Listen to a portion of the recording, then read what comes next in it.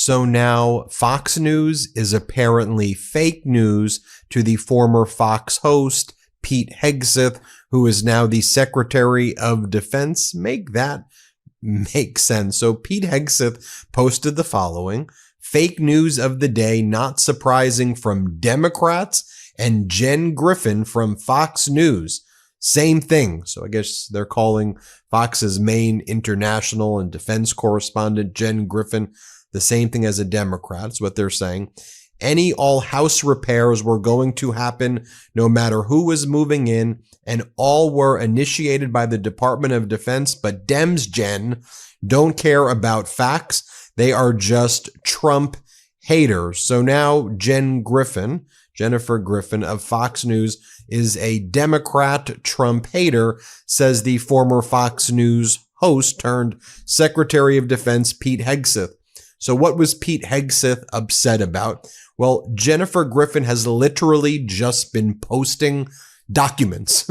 She's posting facts. And of course, that pisses off Pete Hegseth with his fragile little ego. Jennifer Griffin wrote, Dems on the House Appropriations Committee ask why Secretary Hegseth needs $137,297 for home repairs, paint for his government residence in light of the Doge efforts to save taxpayer money. Letter below. Let me take a look at the letter below, but let me just go back to what Hegseth said right here. Hegseth goes, any all house repairs were going to happen no matter who was moving in. But do you see the admission there? Yes, Pete Hegseth, maybe that's the case. But what you're admitting is that the government appropriated money to go to certain things that would not allowed to be stopped by Doge. You see, the issue is that we're legislatively prescribed things that were already in action, be it to the Department of Education, be it to the Department of Labor, to USAID, to the Treasury Department, to the IRS, to the various government agencies. Doge is going in and saying these payments cannot happen. We are stopping it. What authority does Doge have to stop those payments? Apparently, Pete Hegseth, what you are saying is where things are already appropriated, they can't stop it. But that's exactly what Doge is doing. Let's just take a look at this letter. And I just find it amusing what they're spending all their money on, right? Like those trips to Guantanamo. And by the way, Jen Griffin pointed this out as well.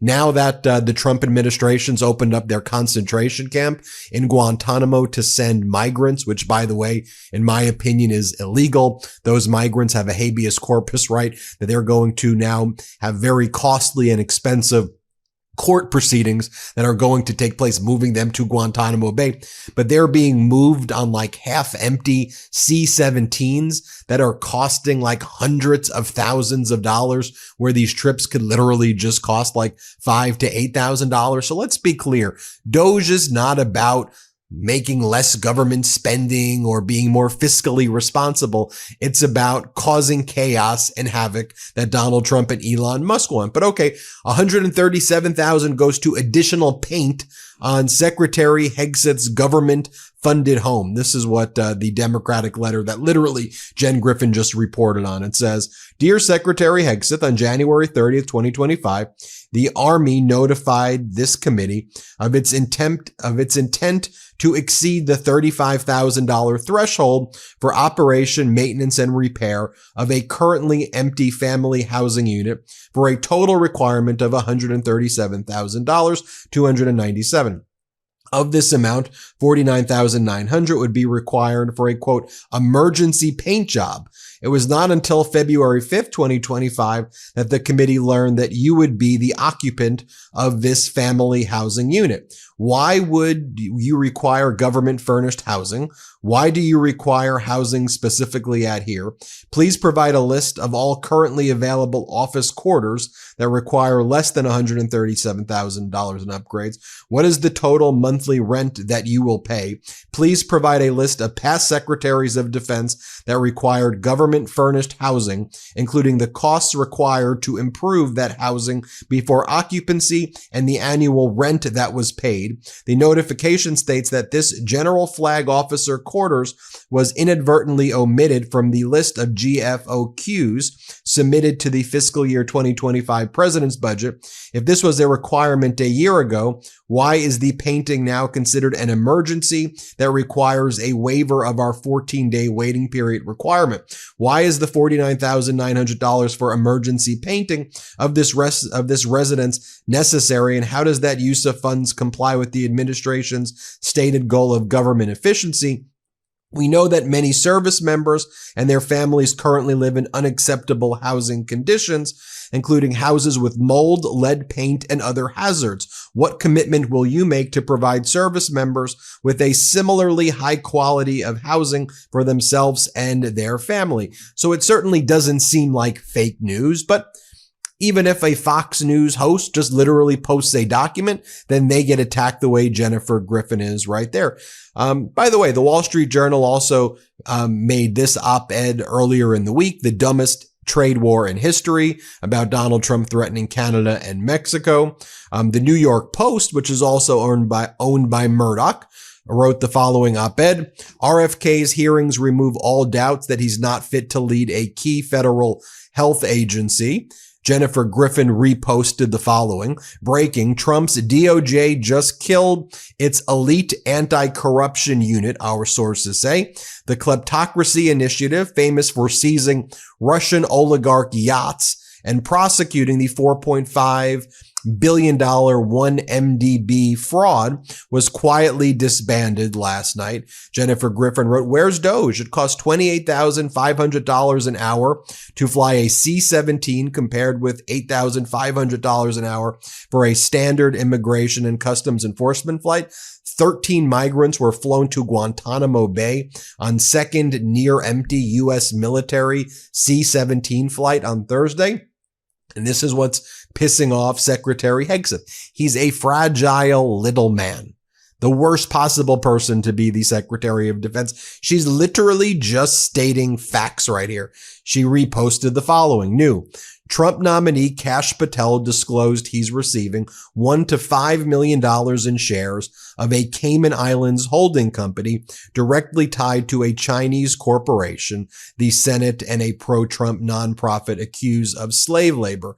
Patel says that he won't divest. Patel was also receiving $150,000, $250,000 in affiliation with a documentary about Russia, getting paid money from Russia, potentially.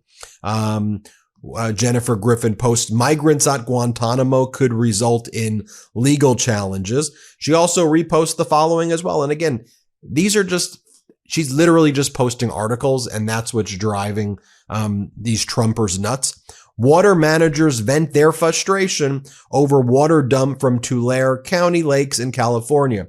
Pivot to Delta issues. Meeting of local farmers gets heated with blame focused on the U.S. Army Corps of Engineers and White House. So these are conservative farmers, Republican voters who had their water stolen from them by Donald Trump from reservoirs in Northern California, so Donald Trump could dump them out and claim that he was turning on a faucet to let the water flow into Los Angeles.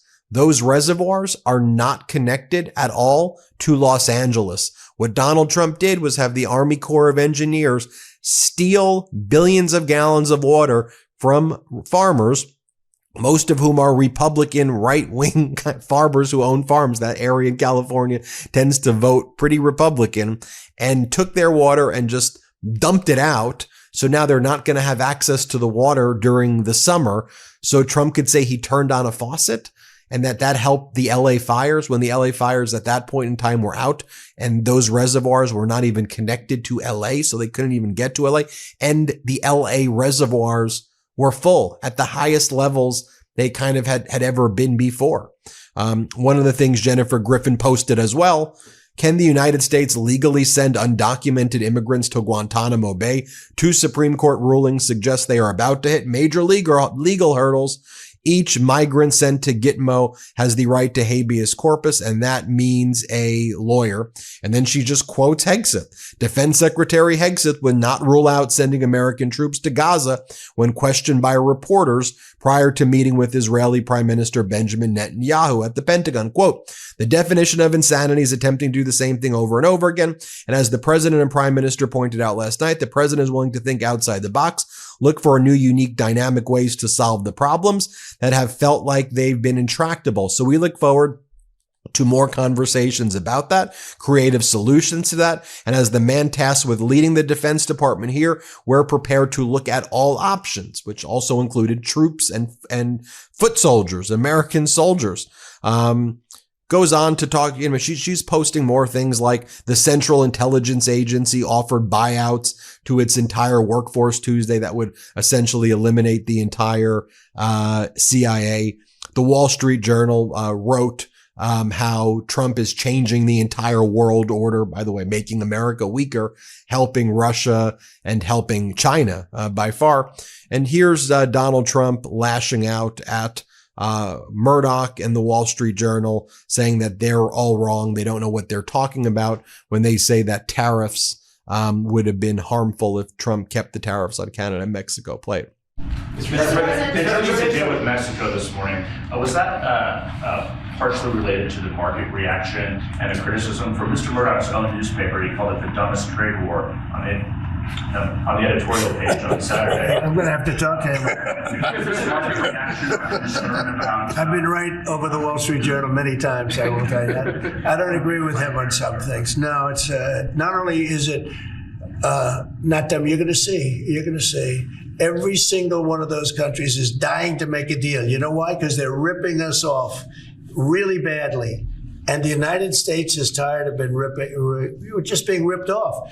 It's that interesting feud there between, the Fox hosts and the Trump administration. Now, apparently Fox is fake news, or that host is fake news because the host is literally just reporting like the documents and posting facts. That's how dystopian and sick this Trump administration is. Folks, we'll keep you posted every step of the way. Hit subscribe. Let's get to 4 million. Can't get enough Meidas? Check out the Meidas Plus Substack for ad-free articles, reports, podcasts, daily recaps from Ron Filipkowski, and more. Sign up for free now at MeidasPlus.com.